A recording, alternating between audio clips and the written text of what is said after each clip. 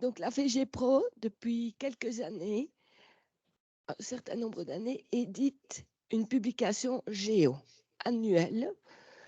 Et cette publication, nous l'avons voulu, au fur et à mesure des années, consacrer aux différents programmes. Et donc, jusqu'à peu, cette publication était consacrée à l'enseignement secondaire, cycle supérieur. Et puis, nous nous sommes dit que la venue du tronc commun, nous ne pouvions pas passer à côté de ce questionnement, cette opportunité. Et nous avons donc constitué un comité de rédaction pour élaborer ce géo qui, nous l'espérons, va participer, va contribuer à ce changement, puisqu'en fait, c'est la première fois, on le rappellera, que ce tronc commun a été écrit de la première année primaire jusqu'à la 3e année du secondaire.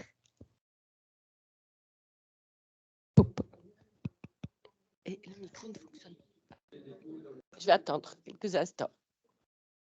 Non, mais je crois que... oui, il fonctionne. Voilà. Je continue. OK. Donc, les objectifs de ce géo, comme des géos précédents, sont de remettre à jour les connaissances. Donc, la FG Pro bénéficie d'une expertise scientifique. Nous semble qu'avec notre expérience, nous pouvons, pour le niveau d'enseignement auquel nous nous adressons, remettre à jour ces connaissances, puisqu'en fait, Bernadette Mérène fait régulièrement, ce n'est pas la seule, mais des formations pour l'IFC. Je dois l'excuser aujourd'hui, mais en fait, elle a eu un accident il y a 3 semaines, et donc elle est pour l'instant alitée. Voilà. Alors, on veut vraiment insister, et ça, c'est un questionnement ou une angoisse existentielle. Cet ouvrage est destiné aux enseignants. ce serait l'horreur totale si on la retrouvait ou quelques pages photocopiées dans des cahiers à destination d'élèves. Ce n'est pas du tout le but. Voilà. Ces savoirs géographiques correspondent aux nouveaux référentiels du tronc commun. Ils sont développés en quelques fiches concept, on le présentera un peu plus en détail, et en ressources.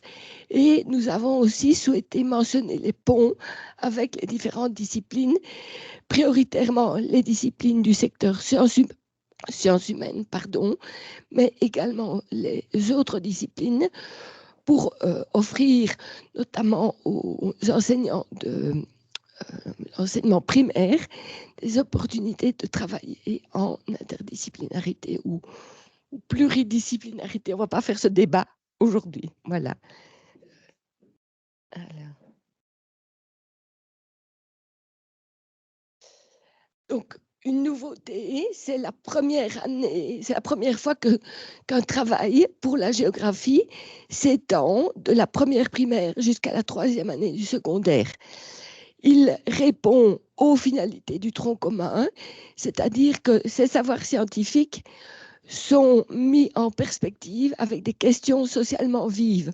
On en a décliné ici quelques-unes. Elles ne sont sans doute pas, il faudra me rafraîchir la mémoire, mais je crois que ce ne sont pas les seules. Donc, par exemple, une des priorités, c'est le changement climatique, c'est la déforestation, ce sont les impacts de la mondialisation. Chacun de ces questionnements se rapportant à une année particulière. Voilà. Alors, évidemment, et Marc Romainville nous le rappellera dans quelques instants, cet ouvrage répond aux objectifs du pacte d'excellence. C'est-à-dire, et Bernadette Mérène a insisté là-dessus, le plaisir d'enseigner et le plaisir d'apprendre, parce que parfois on a fait tout un plat avec le plaisir d'apprendre, mais si les élèves n'ont pas en face d'eux un professeur motivé, bah, c'est peine perdue, je crois. Voilà. Alors, donc, on aura ce lien et les programmes, les conseils pédagogiques présents pourront peut-être, en fin de rencontre, nous dire où on en est dans l'élaboration des programmes. Voilà. Je crois que je vais maintenant céder la parole pour une dia à Marc. Voilà. Ah, j'ai peut-être été... non, allez-y. Je vous ai... Oui, mais ce n'est pas grave. Donc, comme c'est enregistré, je vais être très bref. Je pense que donc, les gens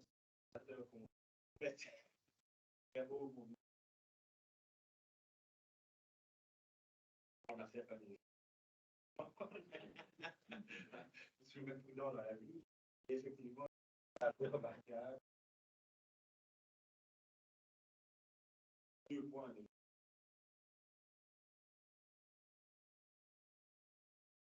s'attaquer à une dimension.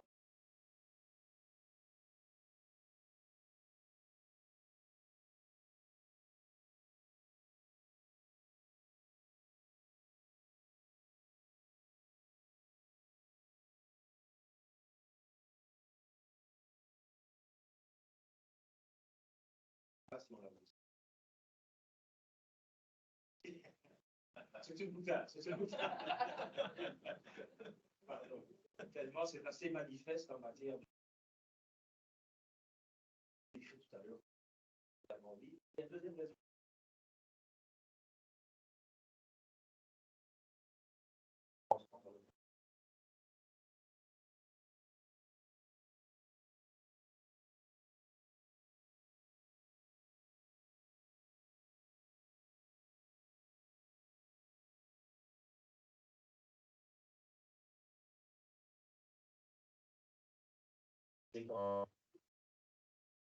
C'est essentiel, mais dans la perspective.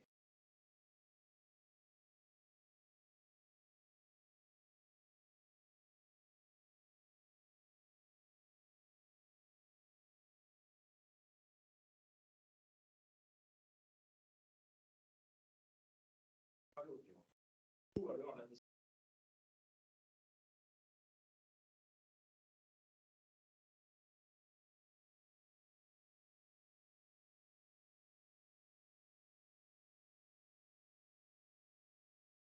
absolument voilà.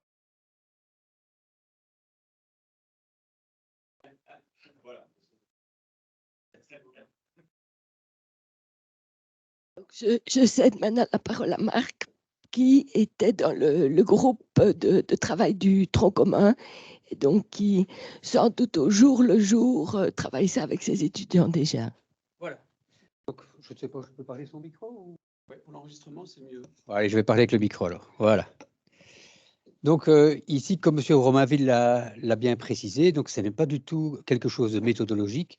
Donc on s'est vraiment focalisé sur le quoi, donc ce qu'on va faire apprendre aux élèves, mais pas du tout le comment, hein. Ça, il y a d'autres personnes qui vous en parleront après. Peut-être rappeler aussi, comme Anne l'a dit au départ, que l'ouvrage, c'est vraiment un ouvrage à destination des enseignants. Moi, je forme des futurs enseignants en sciences humaines, et donc ce que je leur dis par rapport à ce manuel, c'est que s'ils le maîtrisent, ils savent exactement, enfin, ils ont ce qu'ils doivent savoir pour pouvoir enseigner la géographie. Ça, c'est vraiment le but, hein. Si j'ai besoin d'informations, de mise à jour par rapport au contenu scientifique, par rapport à un sujet, eh bien, c'est à travers ce manuel que vous allez pouvoir avoir en tout cas les éléments de base. On n'a pas été très loin non plus, on a vraiment voulu garder ces éléments de base. Alors ici, moi je vais plutôt vous présenter la philosophie de la géographie telle qu'elle était abordée dès l'écriture dans le référentiel et à travers ce manuel. Et donc on peut dire que finalement on a une géographie qui est organisée autour de trois axes. Un premier axe qui peut paraître assez simple, c'est la capacité à lier des espaces. J'attache vraiment beaucoup d'importance à cet aspect parce que en français, si les élèves développent une culture, c'est pas parce que le prof lui a transmis toute une série de choses, toute une série de connaissances, c'est parce que le prof de français, il a appris aux élèves à lire. Et c'est parce qu'ils savent lire qu'ils développent toute une série de connaissances en dehors du champ même de connaissances de son enseignant. C'est un peu ce qu'on voulait faire à travers la géographie, parce que avec le développement des outils numériques, principalement des globes virtuels, on a vraiment la possibilité maintenant de lire le monde en continu et même remonter dans le temps, au moins jusqu'en 1984. Donc, on va vraiment pouvoir lire le monde. Et donc, l'idée, c'est vraiment d'apprendre aux élèves à pouvoir dire, ben voilà, je suis devant une représentation, et bien parce que j'ai appris à lire le monde, je peux vous dire sans aucune hésitation de quoi il est question, et sachant de quoi il est question, je peux identifier les enjeux même qu'il y a sur ce territoire. Donc je ne sais pas si vous pouvez me dire de quoi il est question sur cette image. Donc je vais vous donner un indice, Donc voilà un zoom sur cette image. Et vous avez sur ce zoom une ombre chinoise qui devrait vous aider. Pompage de pétrole. Et donc, en fait, chaque carré que vous avez sur cette vue-là représente un forage. Donc, on est ici au Texas. C'est pour vous donner un peu l'ampleur du phénomène. On parle souvent de l'extraction du lithium. Un étudiant ou un élève qui a vu ça une fois, partout sur Terre, les champs pétrolifères sont de cette manière-là. En fait, ici, je veux simplement dire qu'en apprenant aux élèves à voir des choses et à reconnaître des choses sur Terre, ils vont pouvoir les reconnaître partout ailleurs et pouvoir les comparer alors. Et donc, c'est vraiment, on leur donne la possibilité de lire et d'identifier les enjeux qu'il y a sur chacun des territoires, plutôt que de faire, comme on l'a quand même fait souvent en géographie, des monographies sur des territoires. Donc ça, c'est un premier axe, c'est la capacité à lire des espaces. Un deuxième axe, c'est évidemment la capacité à représenter des espaces, parce qu'à travers la lecture, notamment des vues verticales, c'est très intéressant, mais quand on est sur des échelles trop vastes, il faut passer à d'autres types de représentations, et donc on va travailler avec ces cartes qui sont des cartes de nouvelle génération, donc ce sont des cartes par points. Bon, ici, je n'ai pas mis toute la légende, hein, c'est la production de calories par unité de surface. Là où c'est foncé, on produit beaucoup, là où c'est moins foncé, ou là où c'est blanc, on produit rien du tout.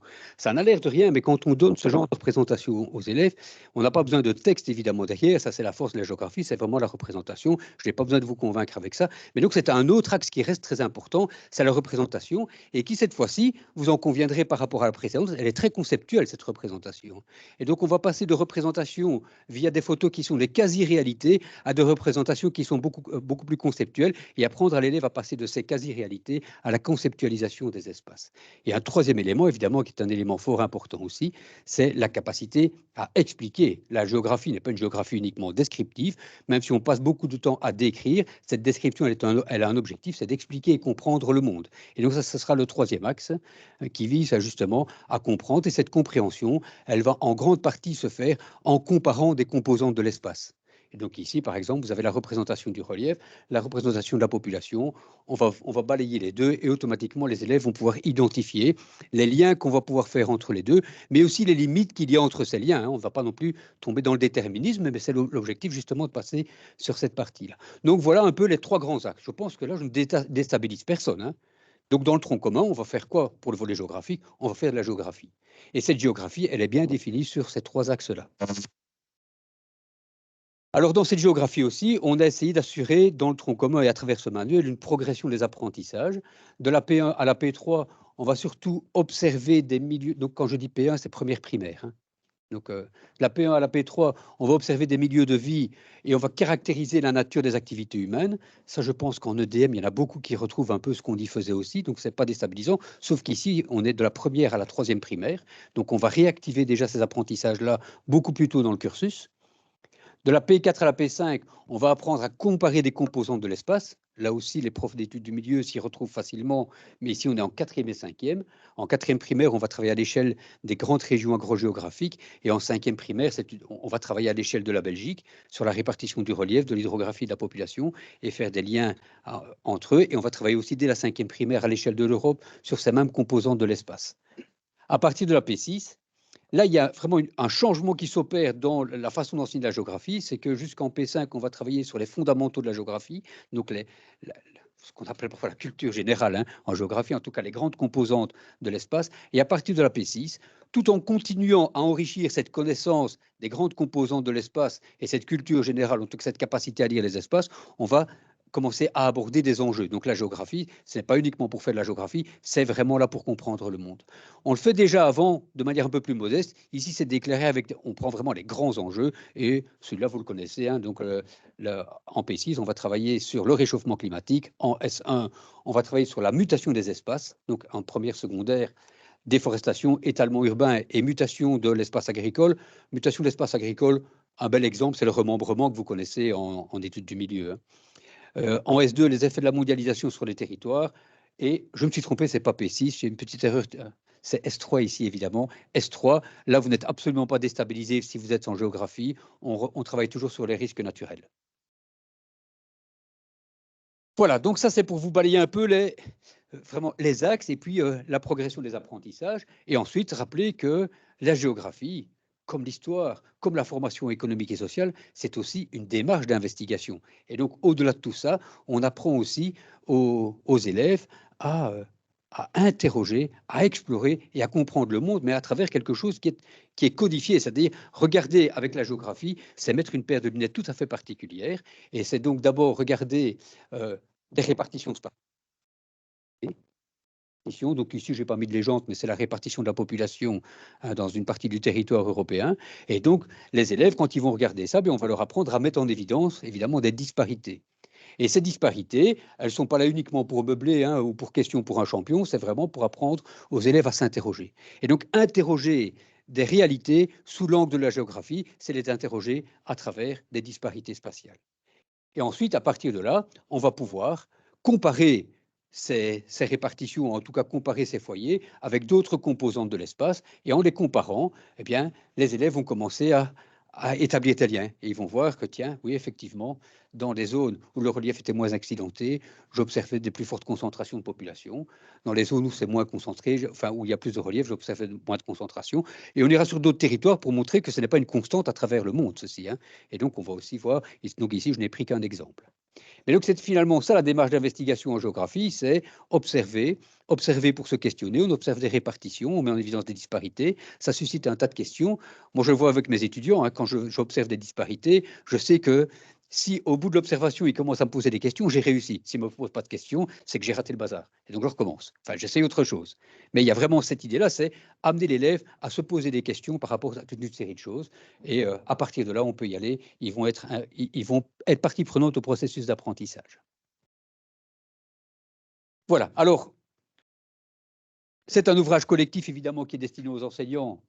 On l'a déjà dit. On va voir qu'en fonction des thèmes, comme j'ai présenté tout à l'heure, de la P1 finalement jusqu'à la S3, on va avoir 1 ou 2 ou 3 dossiers par année. On a vraiment repris les éléments clés pour que les enseignants puissent s'y retrouver. Et chaque dossier, vous allez voir, il est organisé autour de questions clés. Et à chaque question, on va essayer d'apporter les éléments clés pour les réponses. Parfois en quelques mots, parfois en quelques phrases. Et à la fin de chaque dossier, il y a des ponts qui sont, mais ça on en a déjà parlé au départ, des ponts qui sont présentés. Et enfin, il y a à la fin du Géo des choses plus globales, qui sont transversales, qui sont les fiches conceptuelles et les ressources majeures, notamment au niveau numérique. Voilà, alors pour illustrer des propos qui se trouvaient avant, voilà comment ça s'organise. Et donc ça, c'est une fiche de 4e primaire. Donc, c'est une fiche de 4e primaire. Donc, vous voyez qu'on a réorganisé quand même tous les apprentissages au cours de la scolarité. Et donc, en 4e primaire, voilà, qu'est-ce qu'un ensemble morphologique et pourquoi avoir choisi 4 ensembles? Voilà un point de départ qui va être posté, qui va être proposé. Et à partir de cette question-là, bien, on va essayer d'apporter des réponses et on va illustrer. Donc, l'élève va apprendre à lire des paysages et à reconnaître surtout des paysages à partir de là. Des liens qui vont être faits dans cette fiche-là, et les réponses qui sont apportées sont toujours des réponses brèves. Alors, elles sont certainement incomplètes, hein. Elles sont volontairement incomplètes parce qu'on voulait vraiment aller à l'essentiel. Voilà, ça, ce sont les éléments clés. Évidemment, vous ne manquerez pas d'aller vous renseigner ailleurs si vous voulez plus d'informations. On n'a pas fait le tour de la question, en tout cas, à travers ce manuel. On a voulu vraiment essayer de trouver les éléments les plus importants. Voilà. Alors, je passe la main à Loïc. Merci. Voilà, donc à côté des fiches qui ont été présentées par Marc, on a aussi dans le numéro mis des fiches outils. Et pour terminer cette présentation, on voulait donner un petit côté sexy, donc on s'est dit qu'on allait présenter la fiche outils consacrée au géoportail. Donc qu'est-ce que c'est un géoportail? Pour rappel, c'est une plateforme en ligne qui permet de visualiser et d'interagir avec des informations géographiques. Alors au niveau des géoportails, vous voyez que de la P1 jusqu'à la S3, il n'y a rien à faire. Il faudra passer par les images et photos verticales ou horizontales. Et puis, à partir de P4, où il faudra commencer à expliquer, alors on va faire appel aux cartes. Alors, au niveau des géoportails, c'est impossible de faire la série de tout ce qui existe tous les jours. Il y a des nouveaux géoportails qui apparaissent et on vous laisse concentrer surtout sur 3 géoportails. Alors, Thierry, si tu sais faire le petit change. Donc, il y a d'abord peut-être ouvrir, peut-être passer d'abord à la dia. D'abord, ouais, il y avait une petite dia où je présentais juste après. Donc la dia après. Ouais. Ah, je clique là. Non. Voilà. Donc forcément, bah, on ne va pas présenter ici le Google Earth qui est incontournable et qui, je pense, est connu de toutes et toutes. Et donc, on va s'intéresser dans un premier temps à ArcGIS. Pourquoi ArcGIS? Parce que vous disposez de toute une série d'informations géographiques et avec ArcGIS, il y a déjà moyen de construire beaucoup de cours. Mais ArcGIS ne suffit pas et donc, je pensais présenter également un autre géoportail qui s'appelle le CEDAC, que vous connaissez peut-être, et qui permet de calculer la population. Ce sera intéressant, notamment à partir de la peut-être 5e primaire. Google Earth, mais Timelapse, qui va vous permettre de pouvoir montrer l'évolution dans le temps, parce que ArcGIS va se limiter. Alors, si on regarde les images de l'occupation du sol, c'est à partir de 2014 jusqu'à 2024. Donc, il est nécessaire de faire appel quand même aussi à Google Earth qui travaille sur de plus longues données. Et alors, vous connaissez sans doute bien, et j'ai vérifié s'il y avait bien des ouragans ce matin dans l'hémisphère sud, c'est Ventusky. Donc, tu peux peut-être présenter d'abord ArcGIS. Donc, tout en haut, voilà. Parce que je suis en... Ça lag un peu. Ouais, on peut mettre OK. Et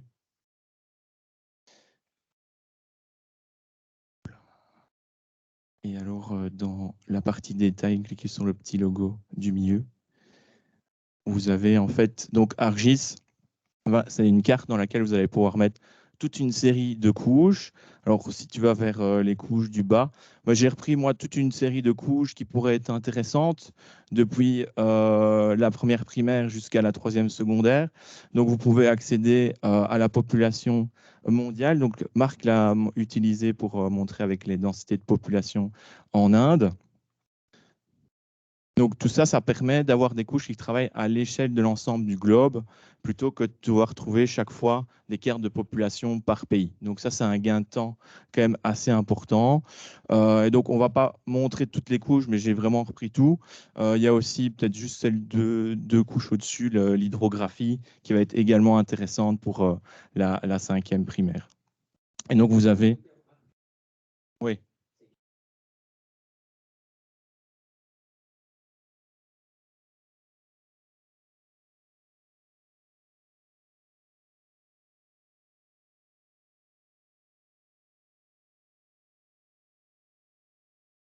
Et alors peut-être une dernière, c'est les émissions de CO2.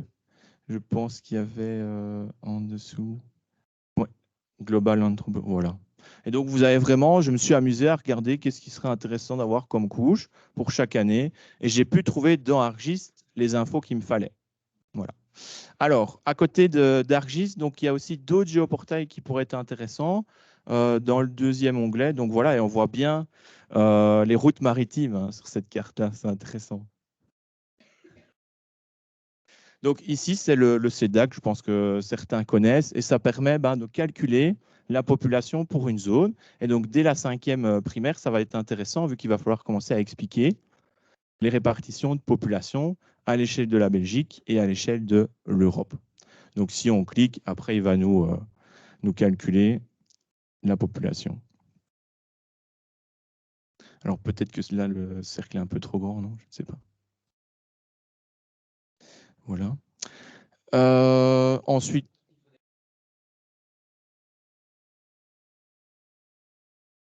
ouais.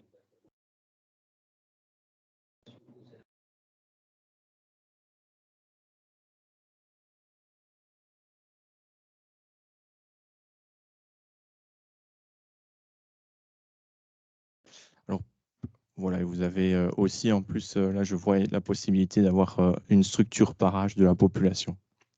Alors, le 2e géoportail qu'on voulait présenter également, c'est Google Earth Engine.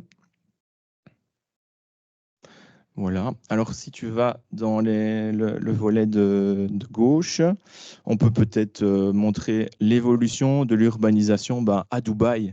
Les élèves aiment encore bien quand on parle de cette partie-là du monde. Et donc, grâce à Google Earth Online, on va pouvoir aller beaucoup plus loin que 2014 et montrer vraiment les mutations du territoire, ce qui est important pour la première secondaire. Alors, est-ce que ça nous permet...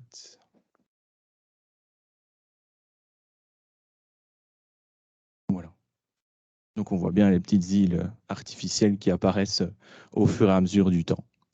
Et enfin, le 3e géoportail qui pourrait être également intéressant, celui-là, peut-être que vous le connaissez aussi, Ventusky, je ne sais pas. Oui. Donc, vous disposez de toute une série d'informations plutôt climatologiques.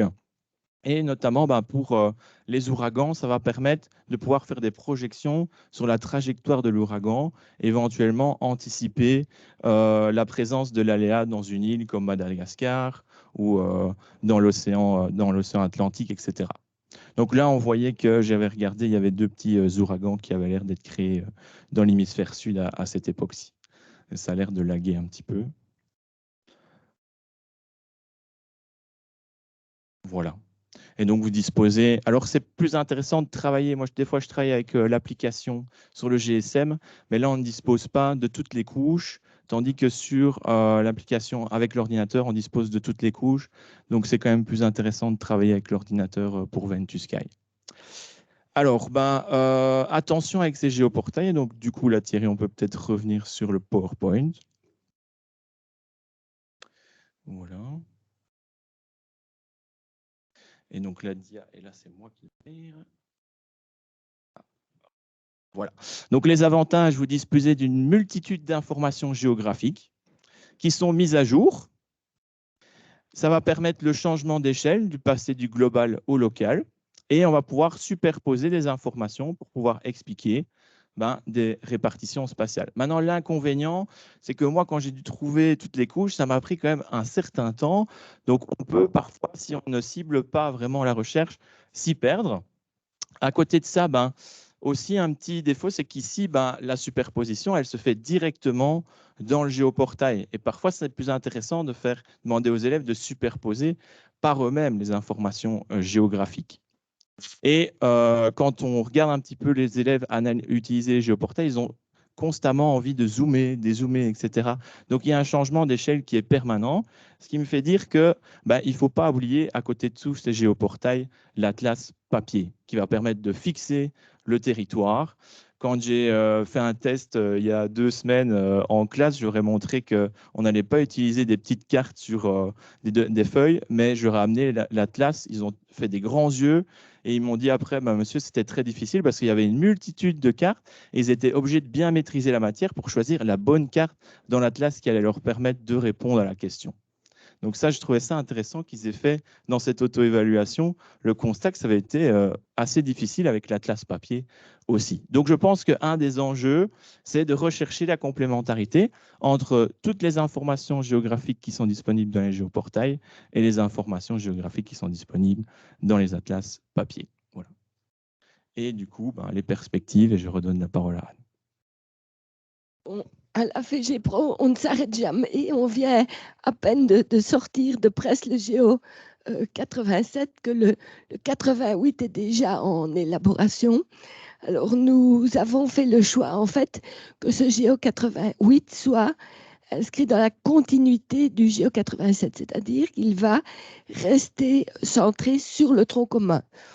Il y a eu tout un débat en interne, mais pour l'instant, on s'est dit que c'était vraiment important, au-delà de ces contenus scientifiques, de ces contenus théoriques, qu'on cherche à proposer des mises en œuvre. Alors là, on est vraiment sur un fil, parce qu'en fait, la FEGEPRO n'a pas nécessairement l'expertise des primaires, mais en fait, là, nous avons contacté Natacha Duroisin qui a travaillé, qui a fait avec un consortium tout ce travail, et on espère pouvoir profiter de l'expérience de Natacha pour proposer des pistes pour ce tronc commun.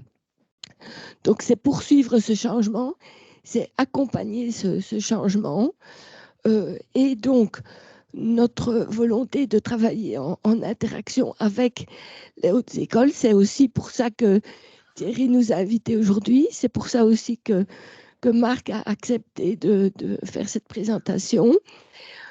Mais nous sommes aussi en recherche d'enseignants de terrain qui accepteraient de tester une ou l'autre proposition que nous leur soumettrions par rapport à ces pistes pédagogiques.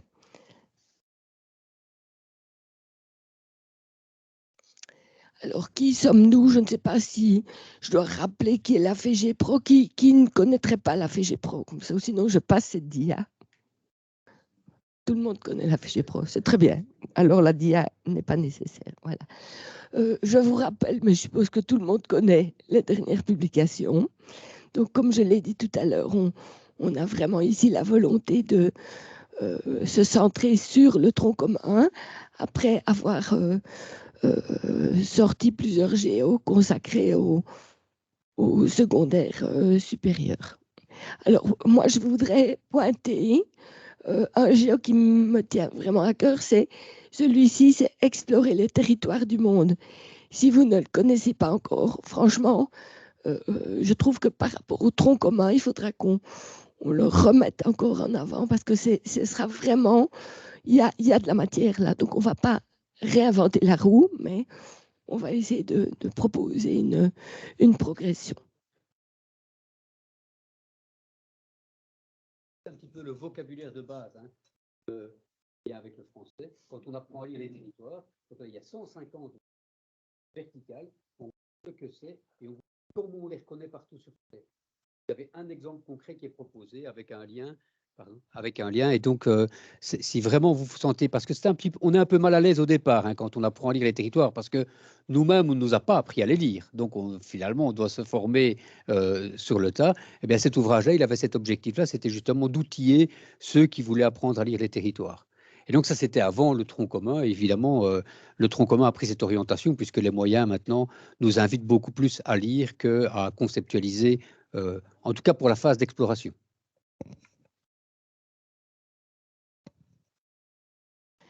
Donc ici, je voudrais, avant de vous inviter à prendre un verre dans un local ici à côté, remercier les contributeurs de cette présentation, remercier aussi les auteurs de ce géo.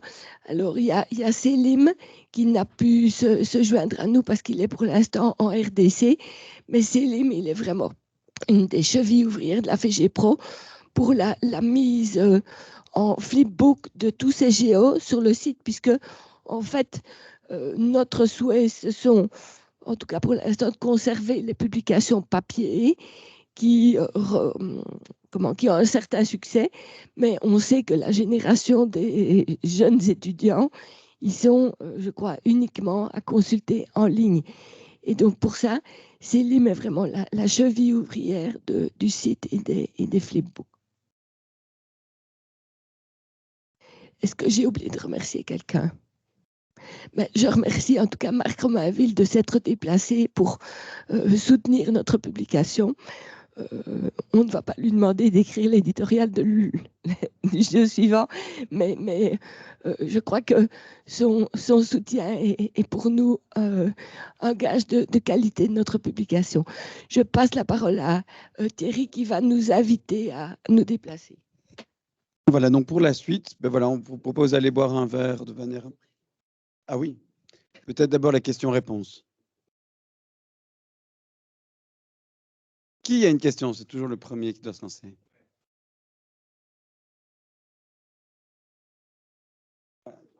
Tu peux parler directement.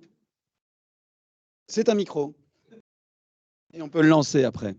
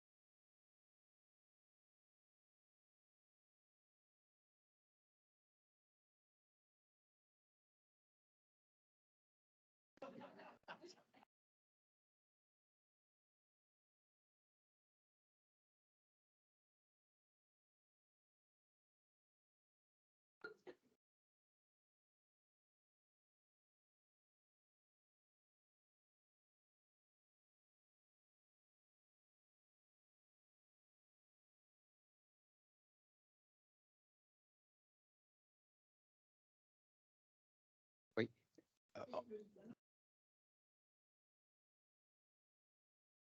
Oui.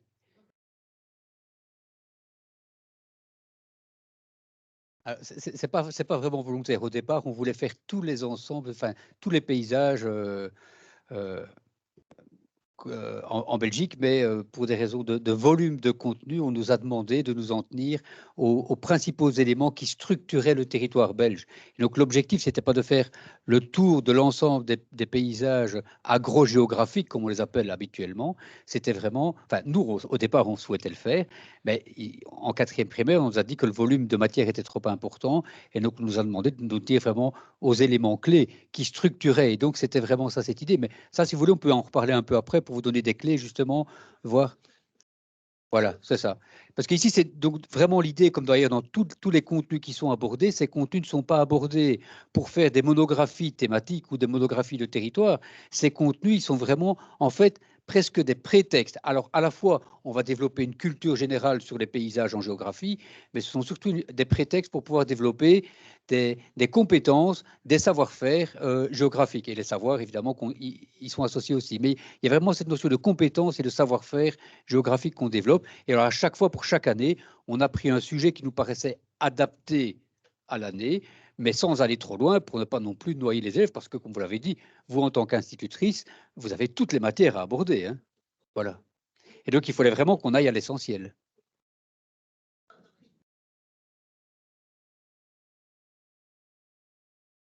Oui.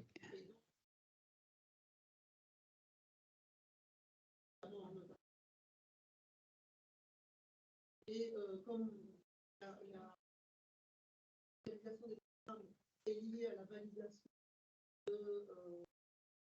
la commission. Oui, tout à fait. Je m'en doute bien, oui.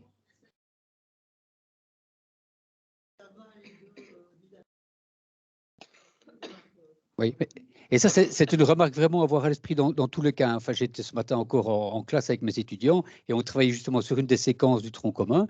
Et donc, je vois bien qu'ici, le réflexe aussi, c'est de partir sur l'objet qui est traité, donc l'objet géographique qui est traité, et essayer de le développer et de voir tout ce qu'on pourrait en dire. Alors, je les mets tout de suite en garde par rapport à ça. Je dis, mais en fait, ici, c'est pas ça qu'il faut faire. Et on aurait plus intérêt à travailler sur les attendus, donc ce qui se trouve dans la colonne de droite du référentiel, et voir finalement quel est le lien entre l'objet, les grands paysages et ses attendus. Et on va voir que c'est vraiment là où se trouve. Et on se limite à ça, en fait. Mais, et ça, je dis ça pour rassurer, parce que parfois, hein, si on parle à un professeur de première secondaire, vous allez devoir donner un cours sur la déforestation, vous dites, ben, moi, je ne connais pas le sujet, je ne suis pas du tout un expert sur le sujet. Et si on va voir dans les attendus, vous allez voir qu'en fait, on précise tous les contenus qui doivent être abordés. Et donc là, même sans être un expert, on peut sans aucun problème, moyennant la lecture du GEO 87, évidemment, on peut sans aucun problème arriver à donner un cours très sérieux. Oui, je voulais juste dire, avant de repasser pour les questions, que on a ici la présence de notre trésorier Pierre Gridley, qui se fera un plaisir de vous vendre les géants, et je le remercie de son soutien fidèle.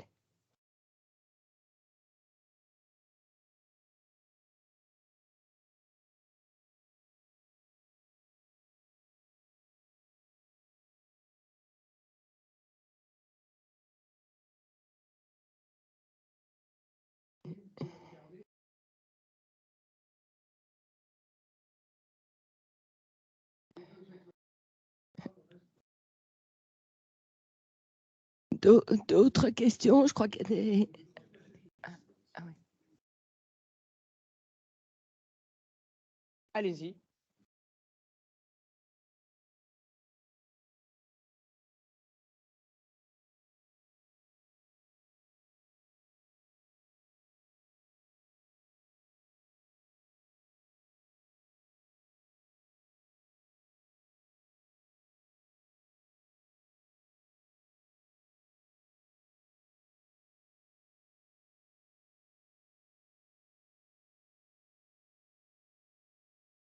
Est-ce que ce ne serait pas de l'ordre des réseaux, ça, Céline? Je te laisse peut-être dire ce que tu sais. Il n'y a pas encore de décision prise pour l'instant. Voilà. Ah oui, pardon.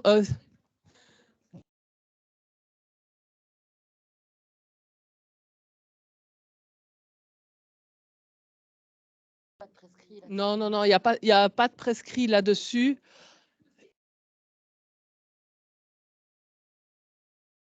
Ça, c'est pas de mon ressort. Donc, c'est vrai que je ne me suis pas présentée. Donc, Céline Houssier, donc je représente le CEGEC, le secteur sciences humaines. Voilà. Et donc, pour l'ensemble des réseaux, je ne me prononcerai pas. Chez nous, il n'y a pas de décision prise pour l'instant. Voilà.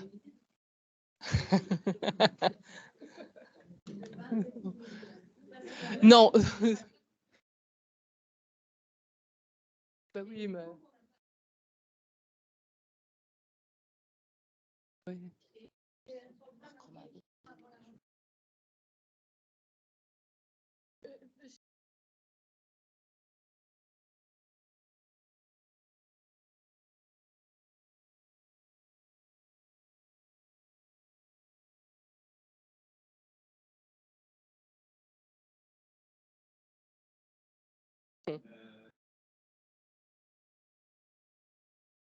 Il a été dit à l'époque que je pense que ça aurait été possible.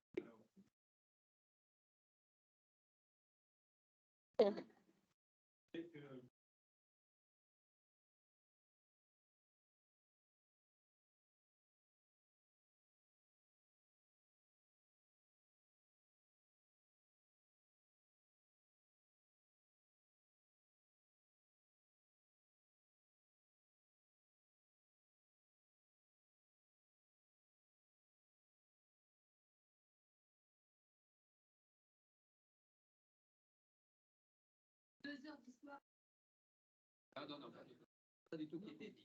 C'est 40, 20. Attends, 40, 30, 40, 30, c'est pas. Donc, 40 histoires, 30 géo et 30 sciences économiques.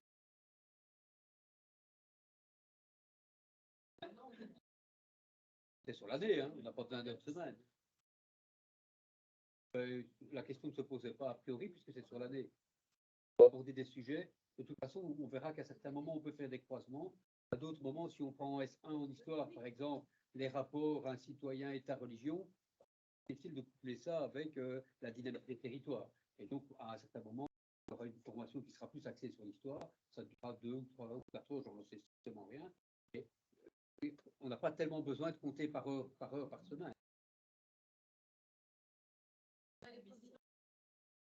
C'est vrai que ce sera plus compliqué, mais a priori, on forme quand même des régions en sciences humaines qui sont faites pour les 3 disciplines, pour les 3 volets disciplinaires.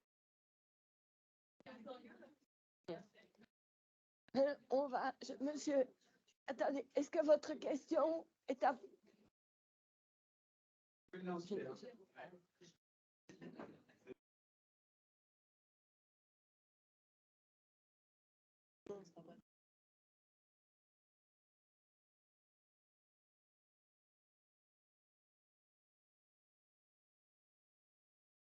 Une question?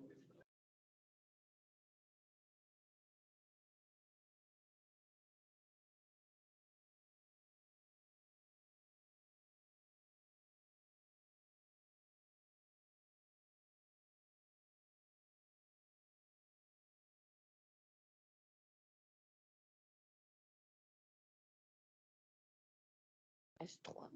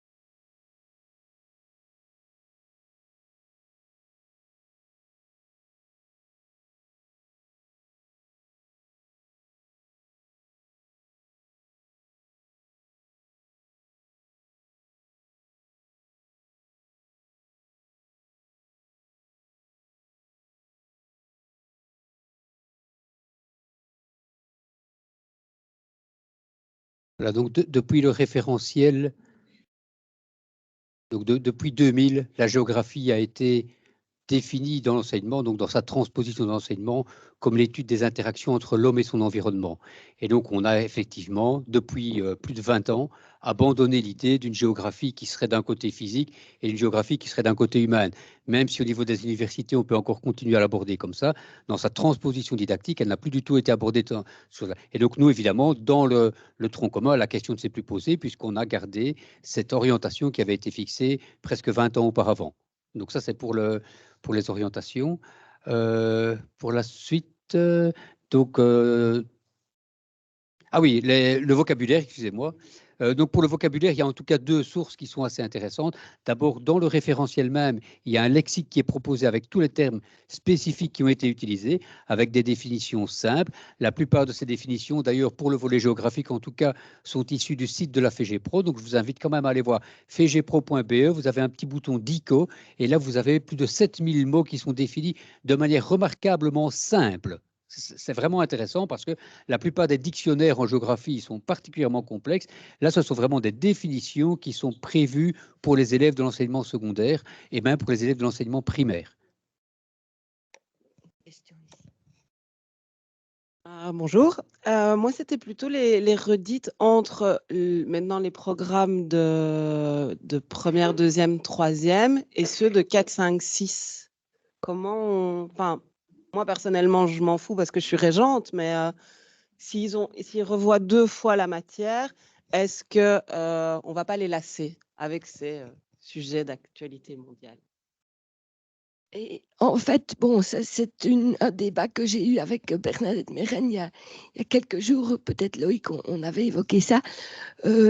Si on se penche, mais on a l'objectif de présenter au Congrès des sciences un atelier là-dessus, donc je ne vais pas préparer l'atelier aujourd'hui, mais en fait, il n'y a pas de problème. Les objectifs des apprentissages en S1, S2, S3 sont tout à fait différents de S4, S5, S6. Donc, on se rend... Donc, c'est ça qu'on va mettre en avant fin août au Congrès des sciences pour clarifier et que les enseignants qui auraient ces appréhensions soient rassurés. Voilà. Donc, je vous invite à... oui, aussi, je vous invite à communiquer ça à vos collègues S4, S5, S6 et on se retrouve à Bruxelles au Congrès des sciences fin août. J'en profite pour relayer une petite question à M. Romainville, puisque c'est pas très sympa, mais non, de toute façon, c'est public, c'est connu. Il y a une réflexion qui a été menée par rapport à l'avenir des disciplines, donc ce qu'on appelle l'après-tronc commun. Je pense qu'il y a un rapport qui devrait être publié par rapport à ces questions-là, un jour.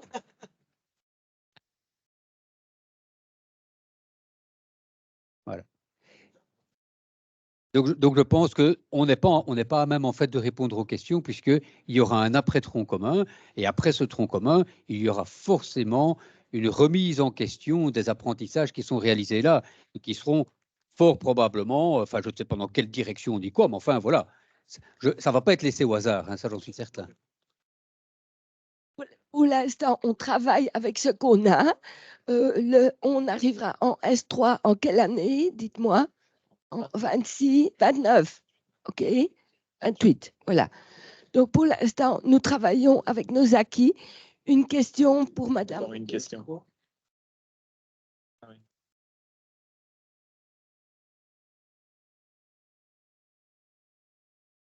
Ah voilà. Donc, plusieurs choses. Moi, je voulais embrayer avec la réflexion de monsieur. Donc, moi, j'enseigne en haute école à des futurs régents et des futurs instituteurs et institutrices. Donc, la géo et la musique aussi. Mais bon, ici, je suis pour la géo. J'embraye avec ce que monsieur a dit. Donc, on est quand même plusieurs géographes et collègues de haute école à vraiment avoir été très surpris et déçus du contenu du référentiel. Et justement, précisément, on regarde, enfin, quand on compare un peu les contenus en histoire et en géo, on trouve que c'est très, très pauvre ce qui se passe, enfin, ce qui est proposé en géo. Donc ça, je tenais quand même à le signaler. Et je voulais dire aussi que déjà, nos étudiants qui travaillent à partir des référentiels, quelque part, sont déjà en difficulté parce qu'ils trouvent des incohérences qu'on avait relevées aussi.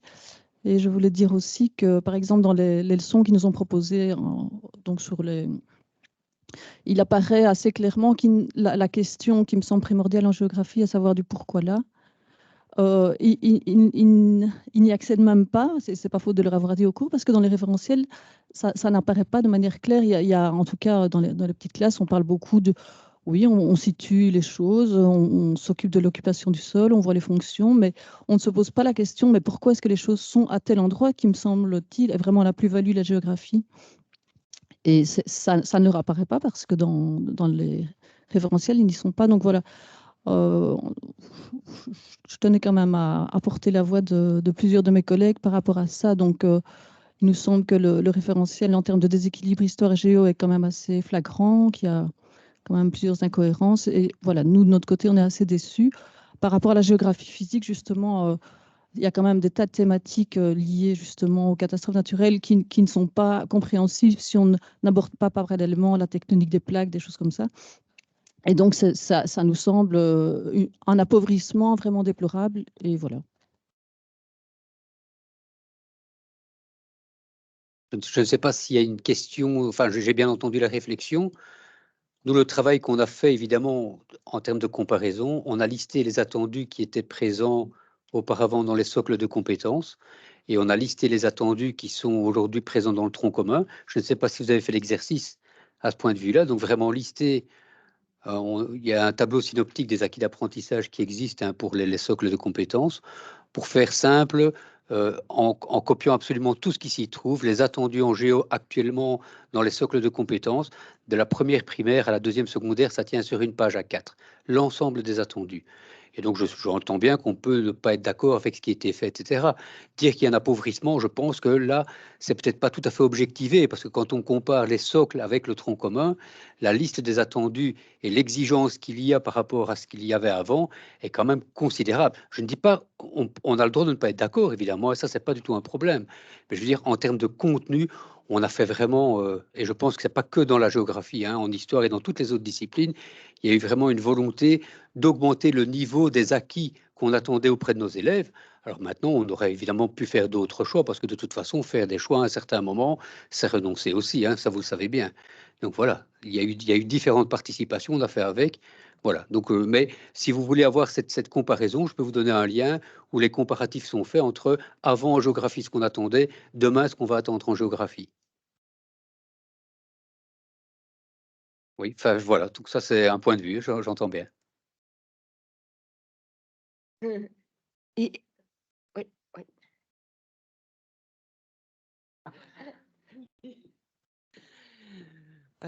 Bonjour, Dominique Willemsens du réseau ID, réseau d'information en éducation relative à l'environnement.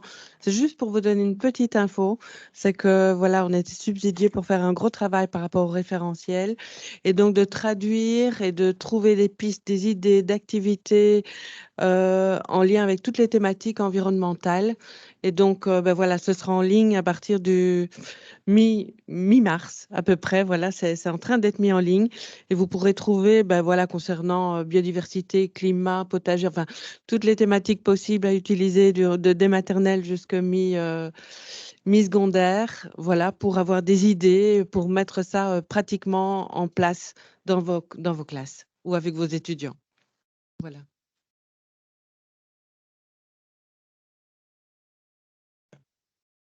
Voilà, donc je pense qu'on peut continuer la discussion, mais autour d'une petite boisson et de quelques apéritifs. Pour les professeurs qui sont là et qui ont besoin d'une attestation de fréquentation, vous pouvez venir près de moi et je vous fournis ça. Voilà, merci beaucoup en tout cas pour votre participation. Thierry, tu as... Ah ouais, pour guider. Ouais, où c'est? Donc l'apéritif, il a lieu au fond du... Tout au bout du couloir par là. Le B210. Le B210. Voilà. Merci beaucoup.